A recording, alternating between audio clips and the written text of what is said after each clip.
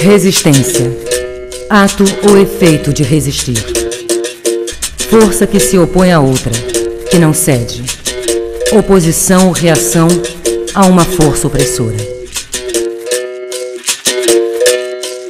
Não foi fácil, não é fácil e nunca vai ser fácil. Acho que a gente tem uma diferença muito grande para tirar histórica, social, política, cultural, e só o trabalho mesmo é que vai definir essa linha de chegada.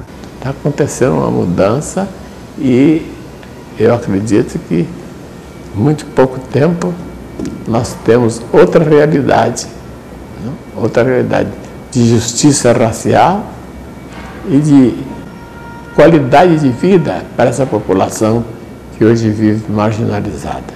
Nós não queremos ser melhores do que as pessoas brancas, nós queremos ser iguais e viver em igualdade de condições.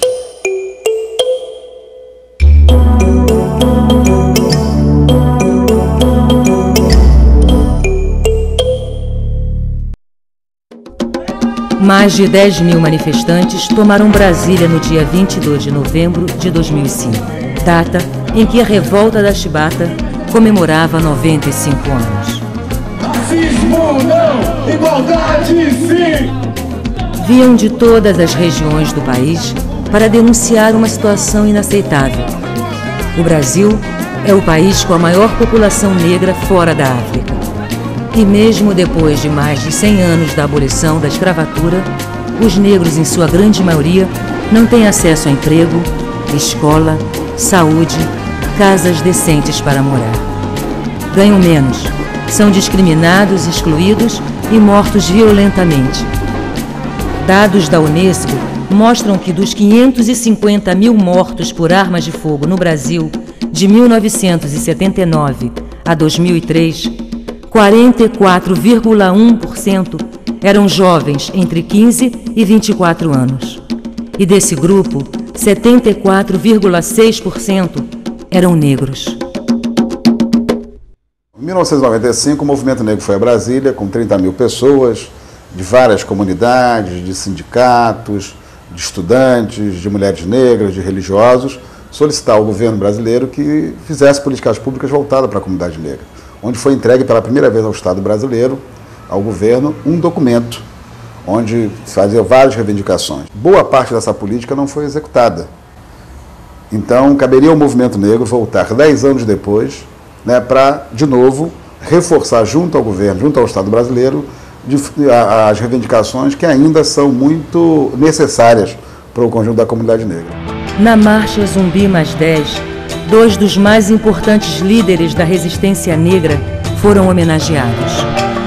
João Cândido, líder da Revolta da Chibata, a rebelião de marinheiros contra os castigos físicos a que eram submetidos, e Zumbi dos Palmares, o general que comandou o maior movimento de luta contra a escravidão no país.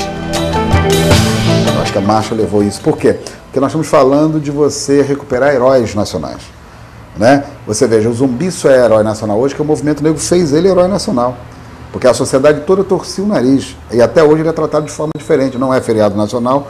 O Tiradentes só tem dois heróis nacionais, que é o Tiradentes e o Zumbi. São tratados de forma totalmente diferente. Um é herói nacional, a polícia militar vai lá e desfila, o outro não. Parece que ele é herói dos negros. Parece que ele não é herói da sociedade brasileira.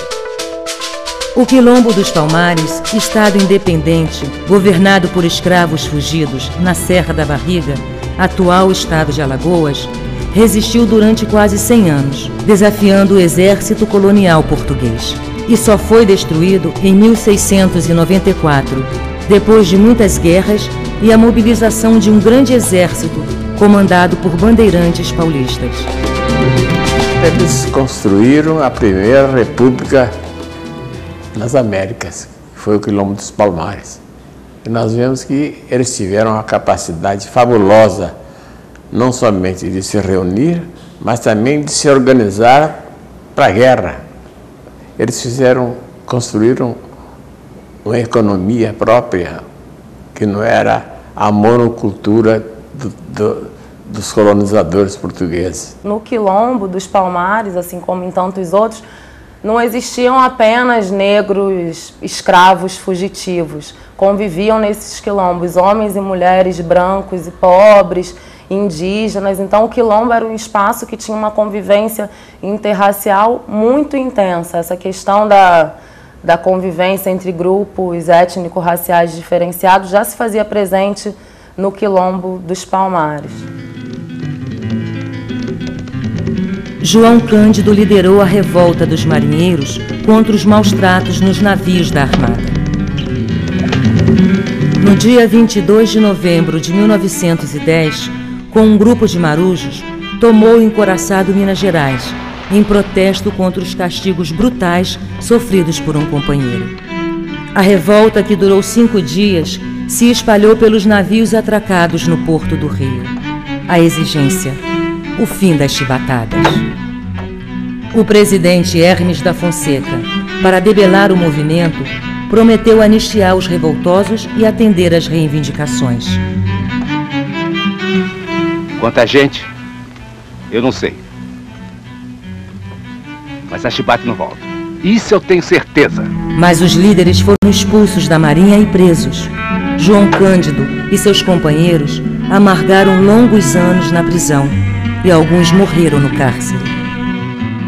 A revolta da chibata foi a primeira reação que houve na República. O Estado brasileiro nunca, por pressão da própria Marinha, nunca reconheceu esse feito de João Cândido. Foi um feito para o conjunto do país. O João Cândido nunca foi anistiado. Então, lembrar, nesse momento onde o governo brasileiro sancionou a história dos afrodescendentes, a história da África no currículo escolar, nada melhor de lembrar essa injustiça que João Cândido sofre até os dias de hoje, não só ele, mas todos os seus familiares, todos os seus descendentes.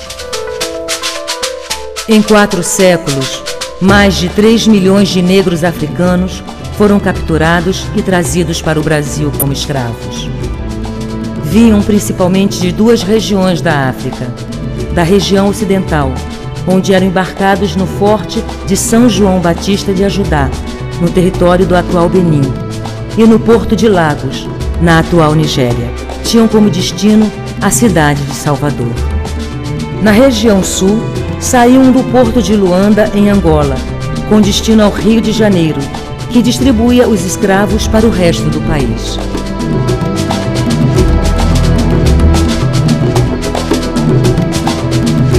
As modalidades de escravidão que se praticavam na África nos períodos no período das grandes navegações, em absoluto, correspondiam a uma modalidade de escravidão do tipo comercial. Em geral, elas tendiam a formas de escravidão doméstica, que, pelo contrário, foram sendo corrompidas de formas de escravidão doméstica para o tráfico de escravos a partir da presença deletéria do colonizador europeu no continente africano, que passou a estimular o conflito entre os vários povos para, a partir dali, poder escravizar os tantos derrotados no campo de batalha. O Brasil foi a última nação a extinguir o trabalho escravo em 1888. A luta pela abolição, pela liberdade, ela se dá desde quando o primeiro negro botou o pé aqui. A primeira coisa que tem que se observar é isso. Sempre houve resistência à escravidão, ou pelo banzo, pela doença, na travessia, ou as mulheres que matavam seus filhos quando nasciam para não vê-los escravos, né? Ou rebeliões fortíssimas contra os escravos, existiram várias, que não foram noticiadas, mas existiram, ou os quilombos, que foi uma forma mais organizada de resistência.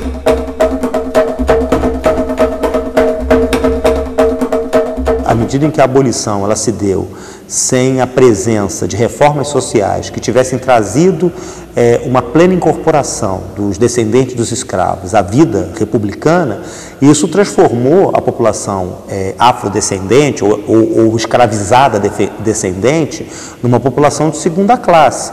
A elite brasileira, numa tentativa de impedir com que os ex-escravizados tivessem acesso aos direitos sociais, que naquele momento significaria repartir o poder econômico e político, desenvolveu um conjunto de ideologias que procurava mostrar a inferioridade inata dos negros.